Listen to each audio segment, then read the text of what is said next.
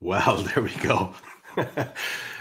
Trying to hit a live button, Jan, and it just I'll get it right. Yeah, just bear with me, man. Just bear with me.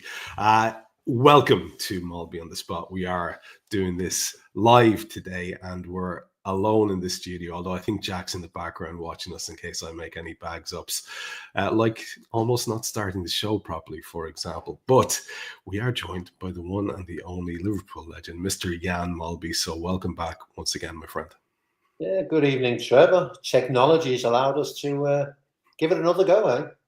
We'll give it another go. We, for the record, did try to do this on Thursday evening last, and there were gremlins. So we have returned to you on a Monday evening, and we can still talk about the games we were going to talk about. We've also got a bonus game to talk about, and we've got a game tomorrow night plus a final. So I think it's fair to say that we have a packed schedule ahead for anyone who's watching or listening with us. And hopefully, if you are live, I'll be checking the comments on occasion, and I will feed back to Jan if there's anything there. We do have a packed schedule, man, and let's start with that little episode that occurred last week in Paris.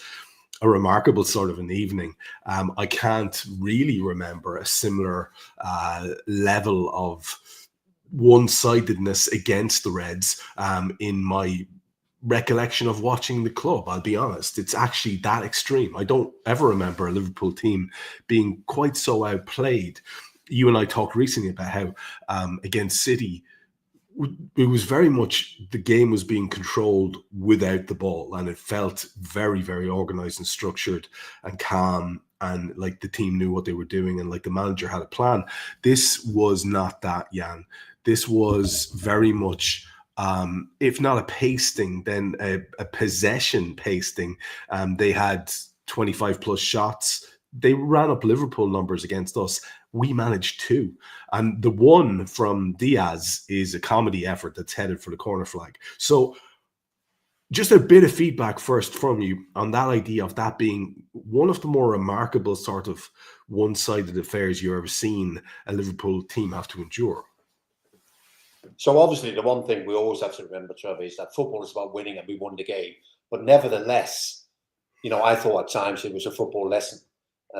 We couldn't come to grips with them with or without the ball, and I think we all had a feeling that they were decent. I think we all thought this is potentially a very, very difficult game. But I just don't think we envisaged them to be able to play in a way that we couldn't cope with. So they were very brave. They almost went man on man all over the pitch, and you're thinking, who does that against Liverpool? And it was almost as if that thing we've had over the other team for a long time is that other team can't keep up with us in terms of the intensity. We had that problem with PSG, and I think Arne Slot recognised that. So at half time, he's kind of gone, there's only one way of playing this, and that's dropping deep, defending in numbers. And just hoping that we're going to get out of here in reasonable shape. Having said all of that, the longer the game went, second half, especially so when Kvaratskhelia drifted out the game a little bit and was replaced, they lost something. But I was there, Trev. I was commentating on the game. I was not sitting there waiting for a Liverpool goal. I know you say, don't you? This is one of them games where Liverpool 1-0, but it wasn't, was it? It was never heading that way. We weren't creating any chances. Mo Salah had real problems against Mendes. We just couldn't get in our flow. And being there and being able to see the players, especially in the first half, looking around, looking at each other and going, you should be here, we should be doing that. Their midfield players took up some really good shapes. I thought even Fabian Ruiz, who doesn't have a lot of pace, but got into some really good positions. So I thought they were terrific. I enjoy watching a good football team, Trevor, and I thought they played really well last week. But in the end, it's a weird and wonderful game, isn't it?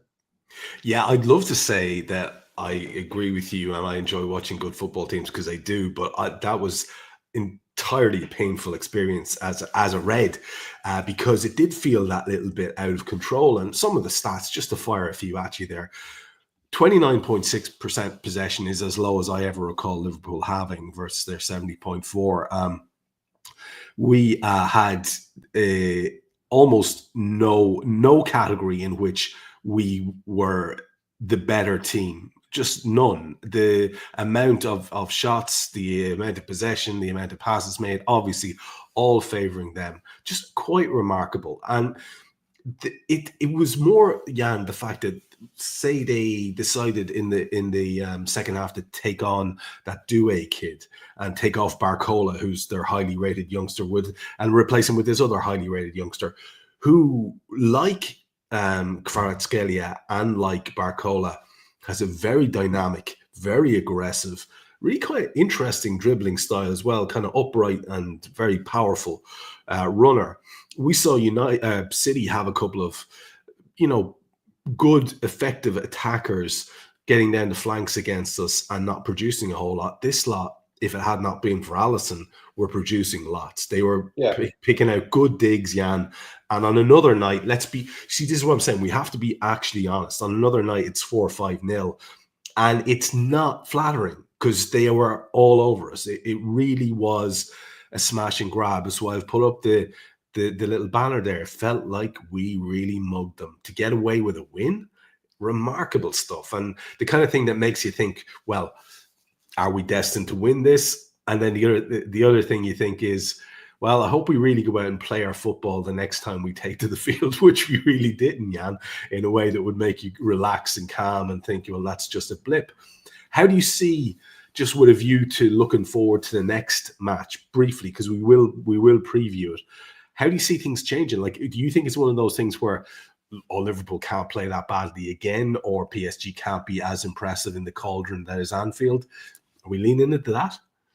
So that's all I'm hearing from fans, Trevor. Yeah. Traveling back from the fans at Anfield on Saturday against Southampton. And I have not spoken to a single Liverpool fan who doesn't agree with what we've just been talking about, how impressive PSG were, how much better they were than us. But everybody's kind of leaning back towards, well, okay, this is Anfield, and Anfield does something to you. So let's see how these young players, as talented as they are, let's see how these young players cope with what Anfield brings on a European night. What Anfield brings on a European night is not always easy to explain unless you've been there. So for those young players, it happened on Saturday against Southampton for 10 minutes at the start of the second half. That sort of cauldron, that intensity on the pitch as well as in the stands. So here's what I'm thinking, Trevor. It's Anfield. I think we'll score. But I think there's every chance they might be as impressive again. Yeah. So, I mean, we do the sums on that, and I'm looking forward to hearing how that kind of plays out in your head, because that's kind of where I landed. I landed pretty much the same kind of place where I can see them replicating that performance to a large extent, maybe not quite as dominant. I can see Anfield having an effect. I can see Liverpool stepping up their game, but none of that equates in my head to a definite Liverpool win. Nothing of the sort. I think the tie is very much in the balance. So I look forward to talking to you about that one as we go on.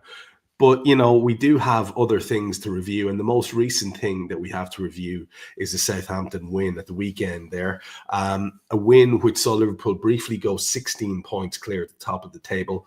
And a win which then, as a result of what happened afterwards, cemented our lead at 15, which is, I think, more than anyone could have hoped for at this stage. Even with the game in hand, there's a good chance we go into the international break at least 12 points ahead. That's great. That's a good place for any team to be, you'd have to say. When I was saying to you about the PSG thing, I was really looking for us to kick on and put on a really dominant, powerful display at Anfield against Southampton. I don't really think the first half equated to that, if we're being honest. It was doing post-match Raw immediately afterwards. We couldn't wait to skip past what was that first half because it's kind of painful, really, if we're being honest. We didn't create a whole lot at all.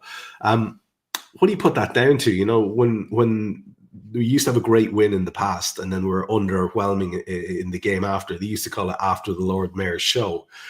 This was the opposite, right? We needed a sort of response. It didn't feel like we got it.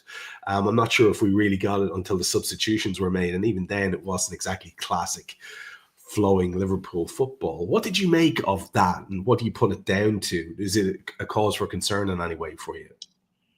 Well, not as of yet, because things are still going well. And we ended up winning the game 3-1, and we're 15 points clear. So as of yet, there's no need to be concerned. Try and find a reason.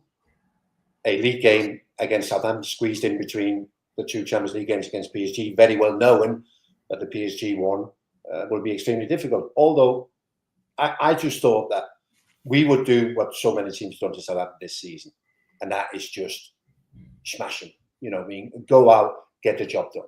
Bang, bang, bang. We're at home. There's no need to have second thoughts about how you want to approach the game. We just go at them. They get the full treatment. They get the full Anfield treatment, yeah? And we go after them. But we just couldn't get into it.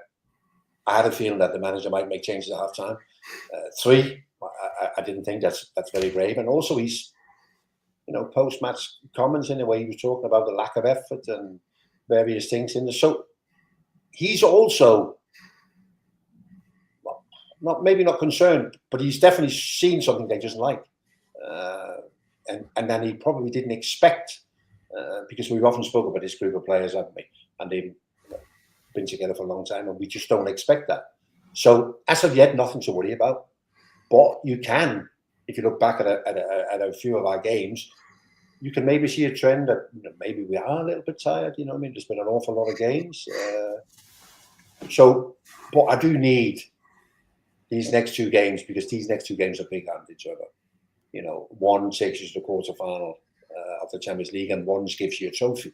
So these 2 are massive games, aren't they? So I think we need to reflect on those 2 games before there's a verdict to be had of, whether we ran our legs a little bit, whether some of our players are a little bit out of form. It looks like that at the moment, doesn't it? It looks like 1 or 2 of them are maybe a little bit out of form, isn't it?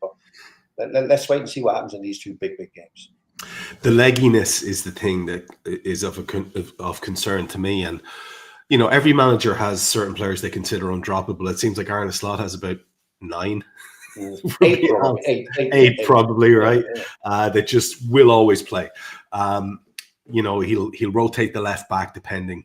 He'll rotate maybe 1 position in midfield, but 2 will always be there. And he'll rotate 1 across the front line. And it seems to be like that from game to game. So I heard, and you had to probably listen to as well, kind of painful conversations trying to get had where reporters are kind of putting gotcha questions to Arne about luck and injuries and all that kind of stuff. And I thought he quite calmly and rightly pointed out that, one of the things that Liverpool went in for him for in the first place was his staff's ability to keep players available.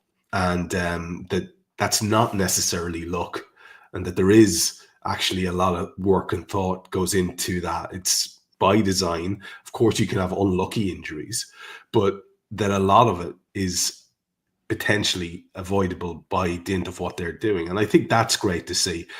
But you would be worried about someone like Gravenberch, who never seems to get a rest ever, and has, at his best, been so bloody impressive, and is a real tool in this Liverpool team in terms of he can break the lines, he can carry the ball, he can now he's developed the capacity to track a run and get a foot in and all these kind of things. It's great, but he particularly looks leggy. I would have thought not necessarily on his own in that first half. There were a lot of them. It was quite interesting, wasn't it, to see someone like Diaz, who was kind of stinking the place up a little bit in that first half, and then came into his own when the changes were made. And you would have thought Luis was probably one of the lucky ones not to get hooked, and yet the changes helped. And I don't think it's any massive shock that it was a lot of eager, fresh legs coming onto the pitch who haven't as much game time under their belt, with the exception, obviously, of Alexis McAllister. And Alexis McAllister is kind of like the adult in the room, isn't he, Jan?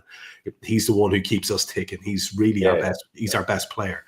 So, to bring on who we could bring on, it just seemed to enliven everyone and bring the best out in them. Do you think we have enough in the mix available in the squad there now to get us over the hump of whatever amount of minimum wins we need to win this league? Because you talked about these 2 cup games, and they're massive, don't get me wrong.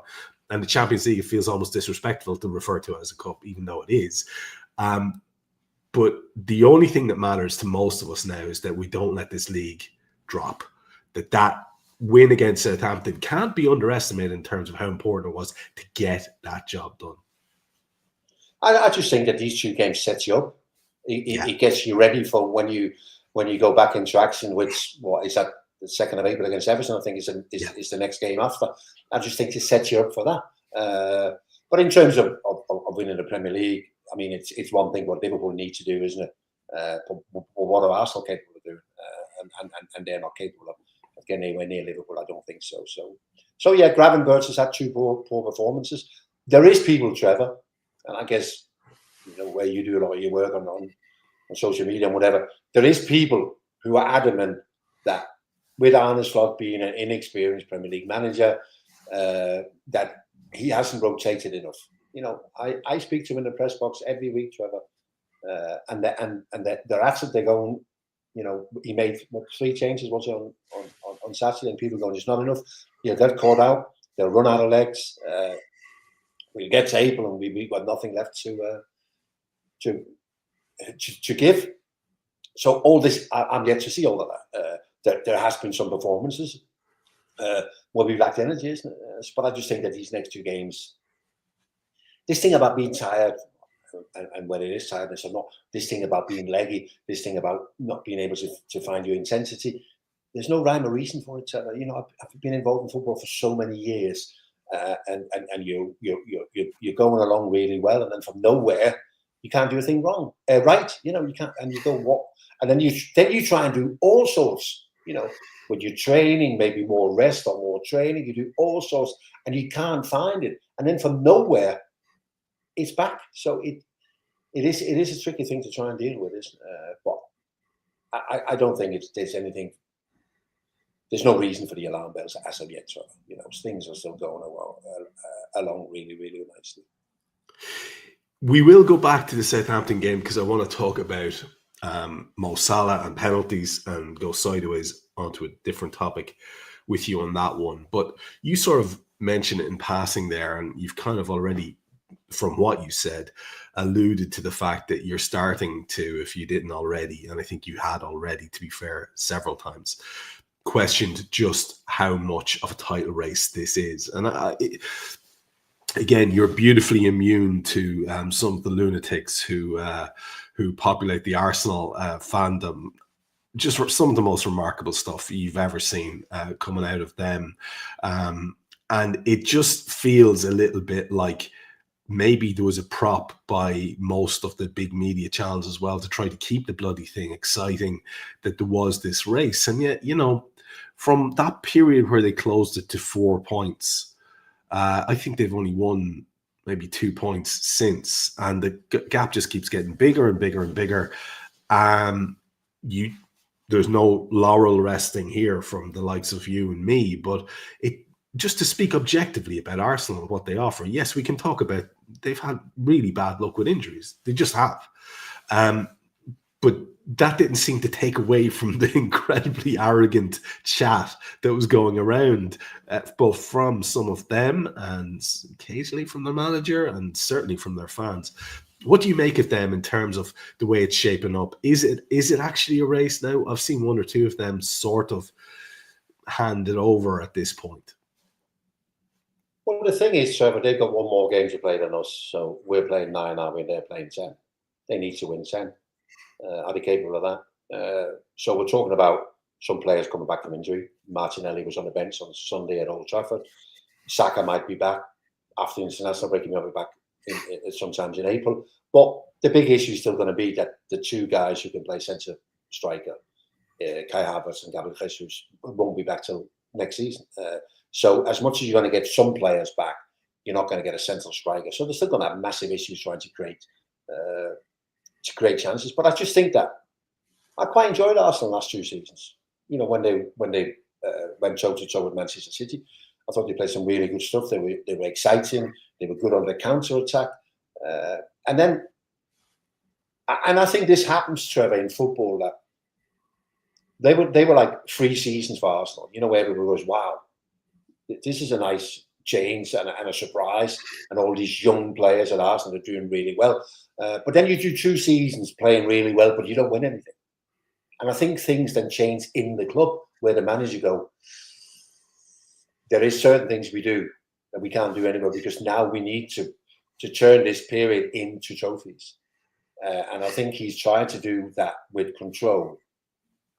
And the control does not suit the players. So, I think he has a part to play in this, Arteta, the way that they play. Quite remarkable. I was at Old Trafford on Sunday when they played Manchester United. I mean, Arsenal can't counter-attack anymore.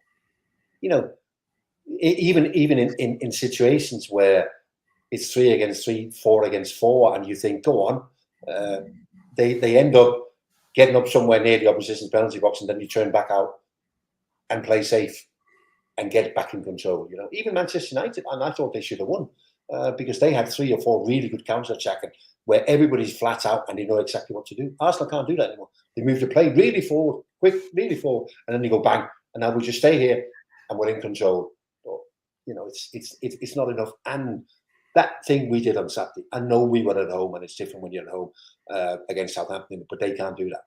That switch, even when you're not at it, you have that switch for 10 minutes. They can't do that. You know what I mean? So, no, it's not. And the interesting bit, and I do find this interesting, that what happens to Arsenal next year? I don't know. But I think that's really, really interesting. This year, I said it a few weeks ago, they'll finish second. And there's nothing wrong with finishing second 3 times on the bounces. And so, but I think it's interesting to see where they're going to go next year. Equally as interesting to see where City are next year. Equally interesting to see what happens at Anfield, really. Because I also think it's a big summer at Anfield. Because I think there will be 1 or 2 things happening to them. Yeah, it feels a little bit like all bets are off because there will be, I think you're right, big changes across all 3 clubs. You'd imagine there'll be a massive shake-up at ours.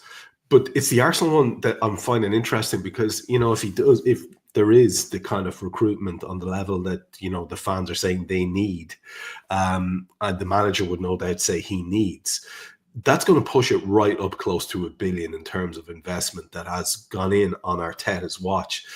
I know it's north of 700 million at the moment. And there is a trophy that came in his first year with a team like when Klopp came in and he did really well and got the previous manager's team to a European final. He won that FA Cup in the first year with the previous manager's squad. The second place finishes, the excitement around young players, all the rest of it. It seems to be wearing quite thin because he himself seems quite prickly, and I do wonder. I think you're right. I wonder, will there be pressure? Where is that pressure coming from? He doesn't seem to want to talk about it. Now, I do think reporters have a way of going on where they're trying to get a gotcha moment, and I don't particularly like that or have any great time for it, but it's going to be very, very interesting to watch. And look, like you said, the difference at the weekend with the 2 games is quite pronounced. I watched Arsenal United yesterday afternoon, and I couldn't believe what I was seeing. I couldn't believe the sort of, you used the word earlier on, intensity that was there from United, because I just thought they would play their part in trying to undermine our title challenge. But honestly, they could have had a couple of late goals. Højlund on a different day scores at least one of those. There were a couple of other opportunities. And there weren't the same level of chances being created the far side for a team that's chasing, theoretically, the league, who are in, theoretically, a title race. So it just felt very much like that was the game where things drifted yesterday. In our game, we have a difference maker. We have Mr. Mo Salah. And Mr. Mo Salah comes up and steps up to the spot twice, puts them both away. Now, I know you did an interview with James Pearce recently for The Athletic on the back of the dominance by Mo and the numbers that he's pulling up, and the fact that he is now very much the dominant penalty taker for the club and doing quite well with them. But I really enjoyed reading the article. If people haven't read it, I would point them towards that article in The Athletic. It's called Analysing Mohamed Salah's Penalty Technique with Liverpool's Most Prolific Spot Kick Artist. That would be you. And I do really enjoy it. Just for some figures for people, and just want to throw these out there before I ask you a couple of questions. I've a couple of annoying questions, which I'll probably bug you. Salah's netted 44 of 52 in all competitions. That is a conversion rate of 84.6. Stevie Gerrard has a club record of 47 penalties. He took 57 in total. That gives him an 82.5 conversion rate. Mr. Jan Molby, however, scored 42 out of 45. Now, I remember in our very first interview, I think you queried a figure. So I just want to leave that open to you. But that is a 93.3% conversion rate in the spot kicks you took between 85 and 95. My first question to you is, I was a massive red in the days when you were striding around in the jersey. I remember several occasions where there were penalties and you were on the pitch, and you allude to it here, like someone else fancied it. Maybe it was rushy. Maybe he's, whatever. Maybe he needs a goal get back in the flow of things. But I know you've left at least 10, maybe 15 penalties behind you that you could have taken. I'm right there, right? Yeah, you are absolutely right, Trevor. Because I look at some of the players I played with at Liverpool. I think John Barnes during his time at Anfield took 14 penalties. Mark Walters took a number of penalties. I even remember Mike Mars taking penalties, and obviously John Aldridge, which in fairness was in the majority of the time when I was out injured, but he took 18 penalties during his time at Liverpool. And that was the same time as me, isn't it? So, yeah. And it's like at that time, there was nobody going, oh, Jan's now scored 30 out of 41. There was nobody telling you any of these stats. But when you look back and you think, well, maybe I should have been more greedy, and I could have took 60 penalties, and maybe I don't know whether I would have missed any more or not. But it's strange with the penalty things, Trevor, because I am reluctant to think 42 out of 45 is unbelievable, because I think it should have been 45 out of 45. Because I just have this. No, but it's not. I just have this thing about, I can do this, and really you should score every penalty. I know you don't. So it is one of them, isn't it? If I'd scored all of them, I'd have gone, yeah, I can, the fact that I have 3 saved, it's a bit like, really? I mean, that's too many. That's 1 every 15. So I don't know. You've got a really interesting take on the mentality of it. And you say this in all modesty. Look, it was a thing I could do. It was something I could offer to the team that other players could not. And that's a fact. It's famously some of the most prolific strikers in the club's history don't want to bar taking penalties. That's just how it is. So it is very much a mentality thing. So with that in mind, my second question to you is this. I really loved the phrase that you used. You were talking about how for a left footer, as he's facing the goal, the corner to the bottom right is what you called home. And for you, it was the far side. So for a right-footed taker, the bottom left corner, as you're looking at it, is home. Would you just explain to people what that means? I'm sure they'll know, but just to expand on it a bit. Well, it's sort of a comfort, isn't it, Trevor? It's where it feels most natural for a right footer to strike a ball, yeah, which is sort of going with it, where you even protect the technique a little bit with your body, because when you go the other way, when a right footer goes that way or left footer goes that way, you sort of open up a little bit and you lose a bit of control because you open up your body and you sort of side from it that way, isn't it? So you lose a little bit of control. And I always come back to left-footed penalty takers, and only for the sheer reason because when I played with Johan Cruyff, and Johan Cruyff used to say, I don't like left-footed penalty takers. He said, because if they have to go to the goalkeeper's right, they open up too much and they're too easy to read. So every time a left-footed penalty taker miss a penalty, I go, Cruyff told me years ago they can't take penalties. That's not quite true. There's been some great left-footed penalties. But it's sort of, obviously because I took penalties, you're also interested in other people that take penalties, So probably the most famous in England is Matt Letizia because of his incredible penalty record. But people like Bruno Fernandes now, interested in him, and his record is okay. Alan Shearer, the way he took penalties, he lost a bit of control because he just smashed a lot of them. And I generally thought this, Trevor, that Cole Palmer might just outdo all of us because of the way he takes penalties. And lo and behold, yesterday, it was saved that the Leicester goalkeeper, the Danish goalkeeper, Mads Hermansen, saved his penalties. So, and I generally thought, Cole Palmer, I can't see this boy missing a penalty, because he's so calm, so in control. But maybe it is a bit more difficult, Trevor, not in terms of technique, because it is the one thing in football, isn't it, where you're left on your own. It is a bit like playing darts, nobody can interfere, but then the pressure comes, doesn't it? And I guess in the end, the pressure, like you mentioned before, you mentioned a penalty to Ian Russ at the peak of his Liverpool career. He'd run a mile. I'm not taking that. You're stupid. I'm not taking penalties. Kenny Dalglish. I mean, all these. I mentioned John Barnes before. John Barnes took whatever he took, but I don't recall John Barnes being a great penalty taker. So I don't know, Trevor. I mean, we all have something, don't we? Luckily, we all have something. A lot of the time it's different. The psychology of it, though, is fascinating. And you said in your piece here that it's probably a little bit tougher, perhaps. And I think that you might have been being a bit generous.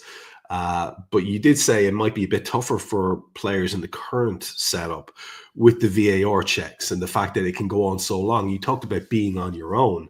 So you're on your own for a longer period of time. To the extent now that we have patented techniques where a teammate will go and hold the ball for a while and distract attention away by look at me and then hand the ball to the taker at the last minute.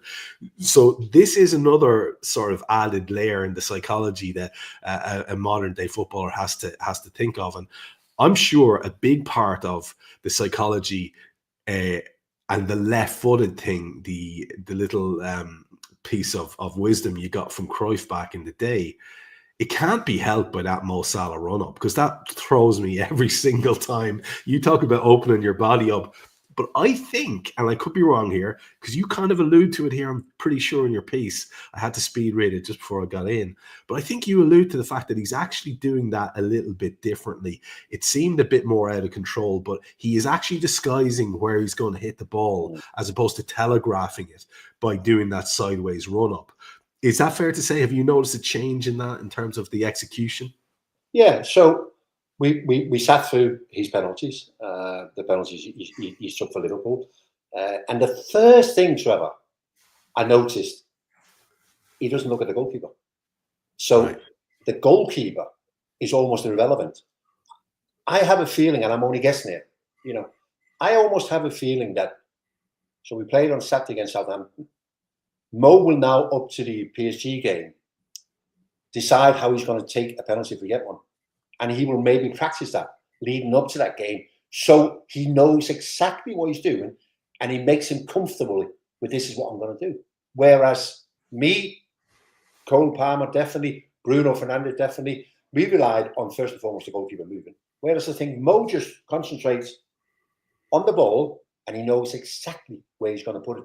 And he's practiced maybe from game to game where he goes, today it's going to go there on the left or right or high, whatever. I could be wrong, but that's how it looks to me. And I find it amazing for somebody with a record like his, not even to give a second to the goalkeeper. He just does not look at the goalkeeper. He concentrates on the things that he can influence, which is the ball, the speed of the way he hits the shot. So it is fascinating, Trevor, because in my day, you would get a penalty. Nobody basically would complain.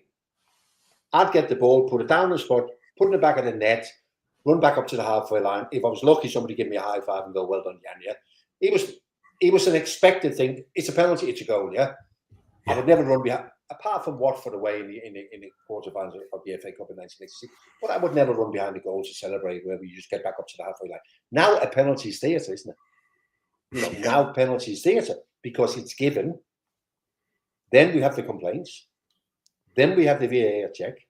Then we have somebody protecting either the penalty spot or having the ball for somebody else to come and take it. Then we have the penalty taker. Most of them who have a ritual of what they do. And Mo has a little ritual, doesn't he?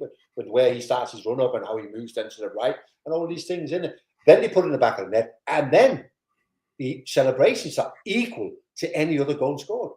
And that's something I was trying to say before, isn't it? when I scored a penalty back in the day, it was like devalued a bit because when it's only a penalty, isn't it? But in today's football, it's celebrated like any other goal, like probably it should be, isn't it? So that whole segment in a game of football now is theatre, isn't it? Whereas it never was. You know, you go through and look at some of them and you go, bang, in the back, up to the halfway line. It probably took 20 seconds off. You know, now we're talking 3, 4, 5 minutes for the whole thing. Now, in terms of, because you don't want to take the fun out of everything, do you, Trevor? So when you're talking about all that pressure and having to wait and trying to make a second guess of I don't think that would have bothered me, but I don't know. I think I would have been quite comfortable with that. You know, get the ball put under my arm and just stand there and wait. I don't think it would have bothered me. But I don't know. I can't be sure. You know, but for sure, it's the whole sort of penalty thing has gone onto another level. And also when we talk about the preparations that the taker makes, and also the preparations that the goalkeeper is part of leading up to a game against Liverpool, isn't it? So yeah, but yeah, I mean, scoring a goal, whether it's from a penalty spot or not, is important, isn't it? You know, yeah, and increasingly, it's the biggest chance you're going to get in football, isn't it? So, you know, it is the single biggest chance you get in football. So. I have one last question.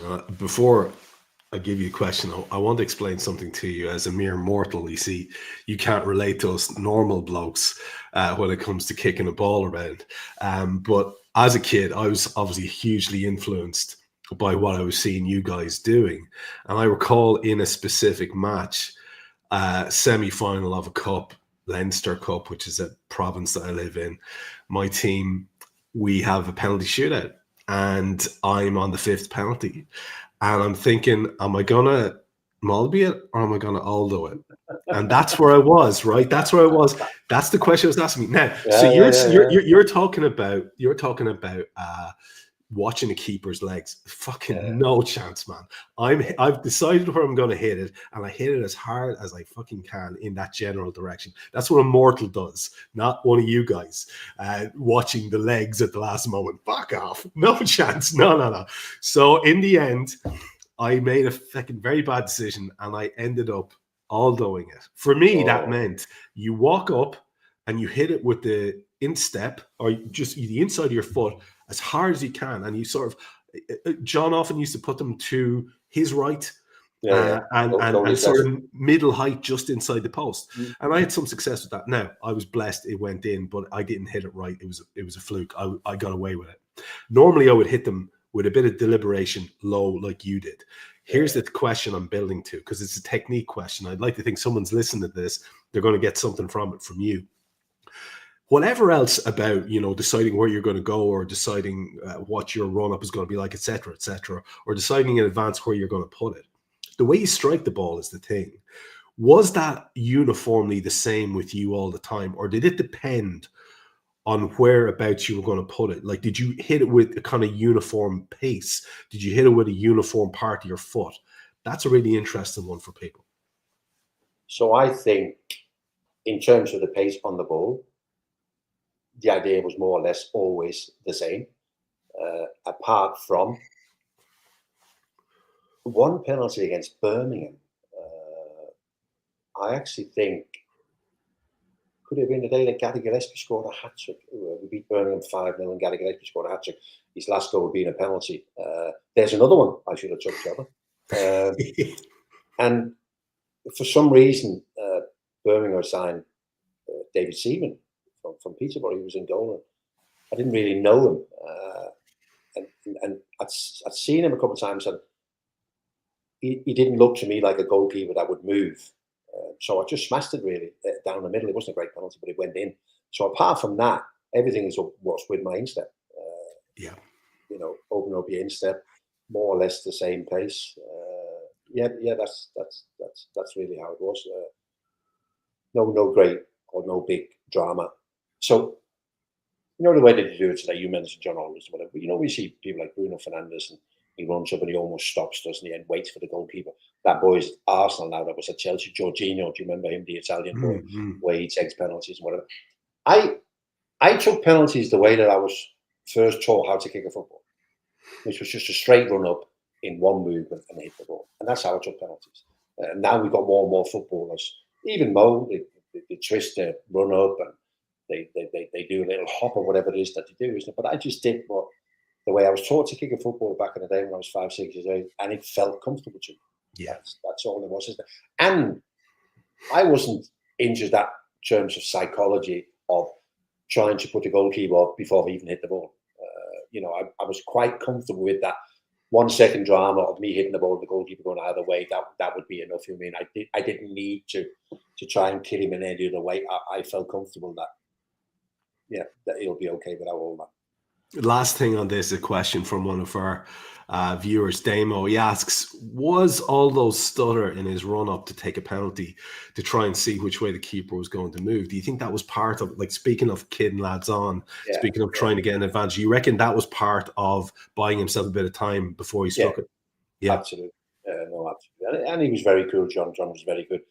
I mean, when we talk about Liverpool penalty takers and everybody who does all these stats have decided that for it to be serious, you have to have taken more than 20 penalties because otherwise there's a lot of players involved, isn't it? And John is unlucky. I mean, John took 18, I think, and scored 17, so his record is really, really good, So, yeah, I'm absolutely convinced that John's is very much part of it, giving himself a split second for the goalkeeper just to give him an idea what way he was going to go and then roll into the I mean, I would actually be interested to see what John's record overall is because he's had a few clubs, and he wouldn't have missed many. He wouldn't have missed many. And one last one before we just finish with this completely. Paulo Cortado 9 is obviously a new listener to us because we've spoken about this a few times in the past. What boots did Jan wear? Do you mind revealing? Trevor. It was only the best players in the world that wore these boots back in the day. You know that. I do. Kevin Keegan, Michel Platini, Michael Laudrup, Jan Molby, and Trevor. We all wore Patrick boots. The difference between you and me was I was wearing Patrick Molby boots. Yeah. I've actually got a Patrick Molby in the house somewhere. I've never played in them, but I've got one somewhere in the house. Yeah. I mean, really? Did they really make a name? Really make a boot in? But they did. They did. Yeah. So it was a combo of those and my Kenny Dalglish shin pads. There you go. So there we go. Patrick's it were. They had some lovely gear, by the way. I'm not sure about the boots, but they did. And we are back into our regularly scheduled thing. By the way, everyone in the comments, thank you so much. I do see you, but we are just trying to get through the main stuff here. I will interject when I can. And thanks for everyone saying hi. Appreciate it. It's nice to have you there, enjoying the chat live.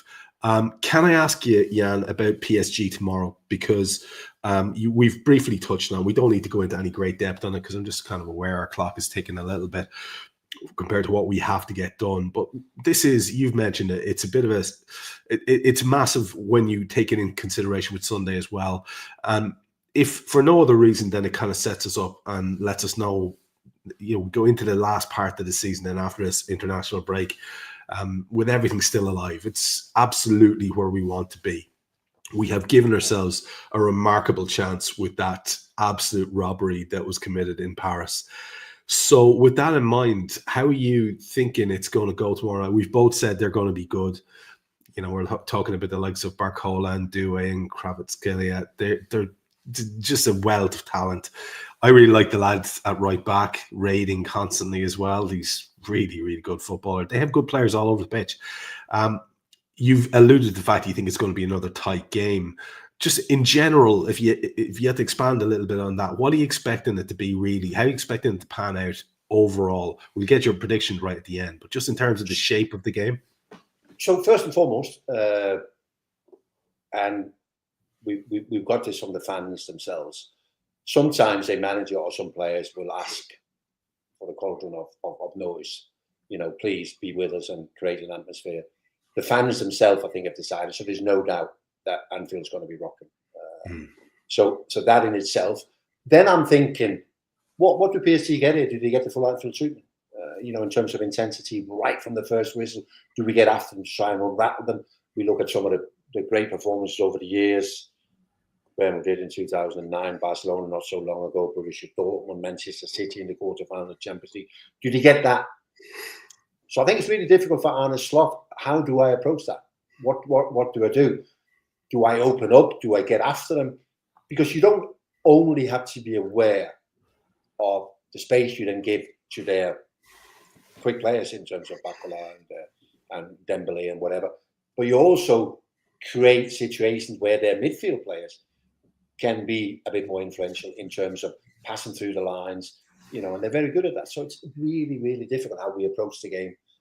So I think we're going to have, for us, it's going to be like a moments game. I think we're going to wait for our moments and then make the most of it. I think we'll score. I would be amazed if they went 2 games against us without scoring, because they didn't score last week, but then at the weekend they were back scoring 4 again. So they got a lot of goals in them.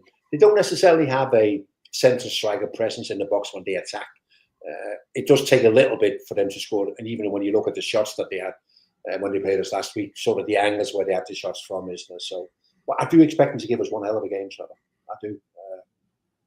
I think it's going to be I think the last time we played them at Anfield, we beat them 3-2 in a terrific game. This has got every chance of being something like that again. Even when you come back way at the end of the game and you go, wow, what a game of football that was. Yeah, that was a particularly good game too. Wasn't it a late Bobby winner, if I recall, in that 3-2 game at Anfield? It was a tremendous match. Yeah, it's very. You could easily get intimidated if that was the way you are, but I don't think that's part of the makeup with our lads. You would expect them to step up their performances across the board, their intensity across the board. You mentioned the fans have made the decision. Apparently, they're going to meet the bus, which is, that's a sign that things are starting to heat up in the season. Outside the King Harry there, I believe, and walking on from that point.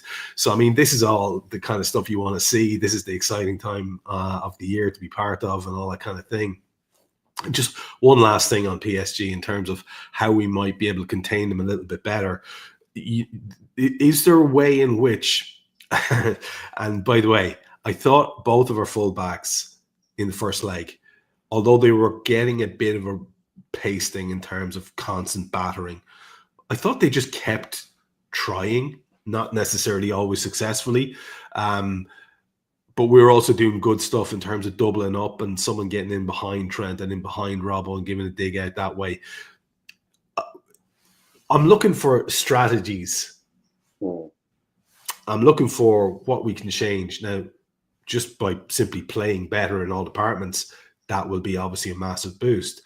But do you think that's a thing that we can actually afford to do, to absorb them in that way and look to hit on the counter? Because it felt like we really pushed that right to the limit there. Dembele has a hat-trick on another day. So does Kvaratskhelia have a hat-trick on another day. Can we really afford to do that type of thing? And if we do sit back and absorb, how do you limit the shots? How do you limit the crosses? Is it just as simple as instructions to players, or how do we go about that, do you think? So obviously, in terms of how do you limit the shots, there will be people pointing towards the longer the game went the other night, the less shots, the less dangerous that they look. But I think that has something to do with the game. I think that's something to do with that you get to 70 minutes and it's not quite the same as it is in the first minute. So I think it is a bit like you said before, isn't it? It's doubling up on the fullbacks, getting back in position, not be embarrassed about this is the type of game we have to play to be successful. But I think the big thing, Trevor, is to come to grips with their structure, their formation of how they start their attacks. Because obviously the idea of how they want to play is that when they have the ball, they want to play 3-2-5. So they push a lot of people forward. Then gives you a problem in terms of how do you defend across your back four when they got 5 pushed up, which is the reason that Hakimi, the right back you mentioned before, gets so much space because the wide attacker steps inside, gives him the space. And we have this thing where Mo doesn't work as much defensively as some of the others, isn't it? Although the longer the game went, he did drop further back in. I think we've got to get to grips with how they set up attacks. Where do their midfield players, the 3 midfield players, where do they end up? In what areas do they start attacks? Because that was the one thing we couldn't come to grips with. I'm seeing Luis Diaz turning over his shoulders going, where are you? Mo Salah, they didn't know what to do. We got to come to grips with how they start their attacks. You know, Virginia, who was terrific the other night. Where is it that he plays? What areas does he play? Fabian Ruiz, I thought, yeah, okay, they put him in for a bit of physicality. He doesn't necessarily have the pace, but some of the positions he took up, Trevor, you know, where we are looking at the ball and bang, bang, bang, and it's into him, you know. I mean, so that's the first thing. The structure, how do they get from A to B, from B to C? We have to be better at coping with that. Yeah, I think that's a very good way of looking at it. Early intervention and so on. And hopefully that will be a thing. We know that we've got a real strategist of a manager who's leading us now. So hopefully that will be something that's addressed, and we can see it from the start, because it'll be getting nervy if they're straight onto the attack. I'll tell you that for nothing. Will you put a few people's minds at ease? Because Twitter is doing the rounds, and just because technology and us over the last couple of weeks hasn't been friendly, you couldn't open the link that I sent you of the training ground spat between Trent and Mo. To sum up, Jan, it's basically a little bit of sort of face-to-face chat, and you know, a little bit of clearly disgruntlement on both sides, but it ends with Mo sort of pretend kicking someone else and with a big smile on his head. Trent looks a bit more pissed off, for being honest, of the two. I just want you to reassure everybody, because sometimes I think, you know, it's important that people hear from someone who took part in a daily basis in a world of men of professional quality, athleticism. It's a clearly a high testosterone sort of environment, but it's also an environment of winners, and you've got two serious ones there. This is just normal, Jan, isn't it? Like, could you just, how many times a week would there be a training ground spat back in the day? Yeah, there would be something every day. Every day, okay. Yeah, there'd be some disagreement every day, and like you say, it's like, so Mo ended up with a smile and Trent was a bit more pissed off. But that's also how it ends up, isn't it? You know, because when we've had these spats in the past, there would always be somebody who would just get on with it and go, not a big deal. And there would be somebody else who's a bit more angry and took a little bit longer for it to let go. But that's just quite normal. I mean, you will have them all saying exactly the same. We've seen that a million times. And I've never seen it go any further. Because in the end, we need each other, don't we? You know, it's a team game. We need each other, isn't it? There's nothing wrong with disagreeing over things. That can be over many things, isn't it? You get on the bed on the wrong side, whatever. Things piss you off, you get on with it. So no, I wouldn't. But we do live in it, Trevor. Keep saying it. We do live in a world now where a lot of people can't handle these things, and a lot of people think that everything. This is the amazing thing about these guys, elite athletes, yeah. And it's amazing how people from the outside thinks that they're going to get derailed by almost everything. Yeah, if it just doesn't happen, Trevor. I mean, you know, so single-minded, so focused. Yeah, you don't get derailed. You don't win it. You don't win every game you're playing, but you don't get derailed by any of that. No. I just can't have it, Trevor. Just feel like saying to these guys who are making a big fuss, not everyone is as fragile as you know. Especially not these tough professional athletes. You know, it might not be tough like Graham Souness and Steve McMahon in terms of how they play, yeah. But yeah, it's all the toughness in here, Trevor. You know? They wouldn't be there if they didn't have that. Just wouldn't have made it. They'd be cast aside long ago. We have about 5 minutes left, and we have a big game at the end of the week. Now, if possible, maybe I'll get 5 or 10 minutes with you ahead of that final, just to do a quick chat, so that we can throw a little video out there. But we'll see. We'll see how that works. Let's quickly address it now. It is the first opportunity for silverware. It's a trophy that's, as you've mentioned many times, sort of our trophy in terms of the domestic cups. And I think it would, every time you get to a final, you want to win it. In terms of derailing, I don't know that it makes a blind bit of difference, but I don't know that. and I've never played in a final that early in the season and had the effect of losing it and seeing what happens. So that's where I wanted to go with this, just for the last couple of minutes, because maybe we, like I say, maybe we can touch on the actual match itself in a little bit more detail, looking at players and looking at threats and all that. Newcastle are a little bit injury hit, we know, but in terms of what this means, I would imagine tomorrow night's a more massive one in terms of the impact it might have on lads being out of this high prestige competition rather than losing a one-off final. But then, like I say, what do I know? What do you, as a man who's been there and done that, what do you reckon? It's a good question, that, Trev, but I do think that the disappointment of losing against PSG in the Champions League will probably be bigger than losing in the final against Newcastle. The only thing I will say in terms of, and obviously this is a unique final because of the time of the season that it arrives. It's normally last weekend in February.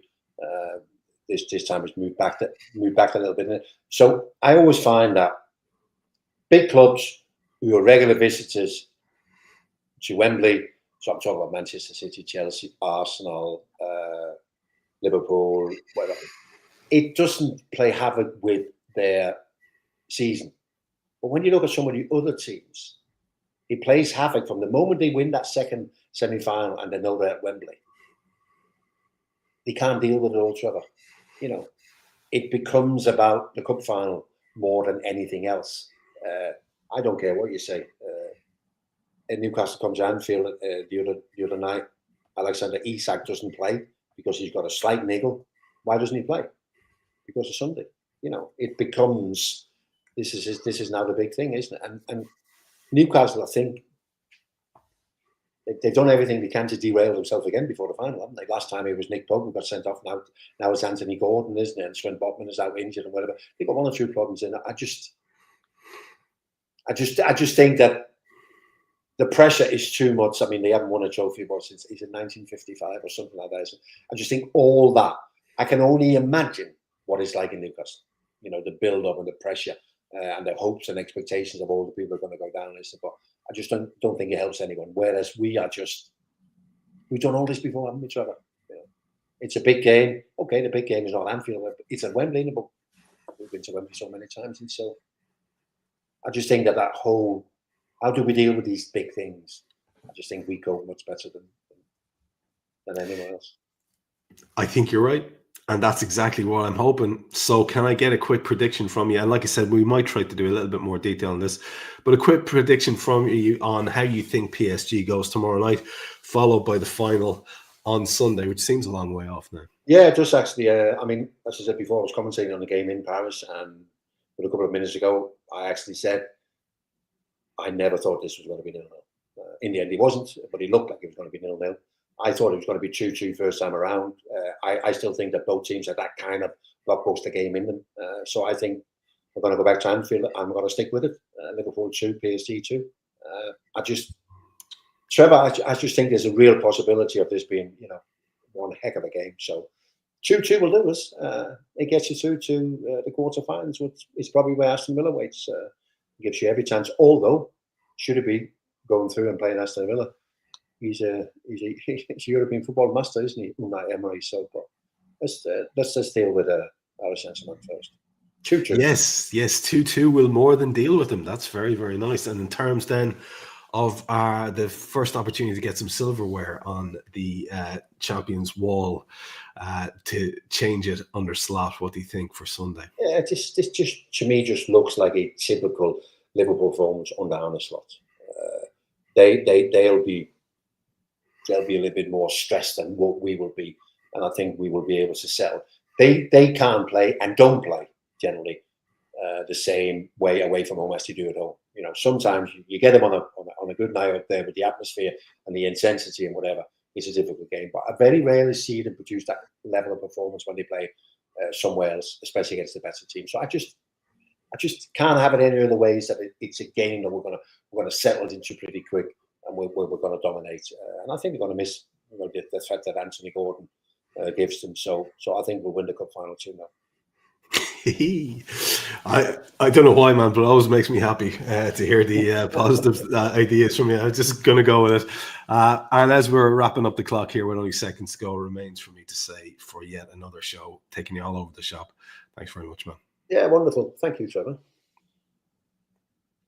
And if you have been taking part in the comments, we will try to get you more involved next week. And it's sort of a learning process here. We're trying to keep all the plates spinning. But thank you to Damo and Paulo and Stephen and everybody else who's commented. Really appreciate it. Take care.